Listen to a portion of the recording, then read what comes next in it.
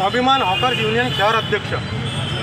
आज अमरावती शहरामध्ये गेल्या 15 दिवसांपासून जी अतिक्रमण विभागाची गरीब हॉकर्सवर जी कारवाई सुरू आहे, जी अन्यायकारक कारवाई सुरू आहे, त्याच्या विरोधामध्ये आज आम्ही निवेदन देण्यासाठी मॅडमकडे आलेलो आहोत। आज अमरावती शहरातील हॉकरचा माल जप्त करून क्रॅप करण्याच्या गोष्टी करत आहेत, त्यांना तोडण्याच्या गोष्टी करत आहे। हा हॉकर्सवर होणारा अन्याय आहे आणि हा अन्याय हॉकर्स युनियन कधीही बर्दाश्त करणार नाही। आज फक्त निवेदनासाठी हे स्वरूप आहे, उद्या आंदोलन करण्याची देखील आमची तयारी आहे। आज आम्हाला न्याय मिळेल ही अपेक्षा आहे।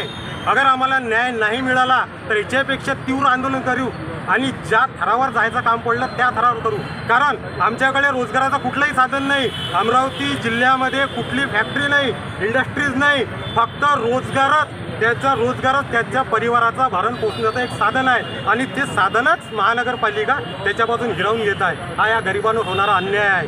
म्हणून या अन्यायाला वाचा फोडण्यासाठी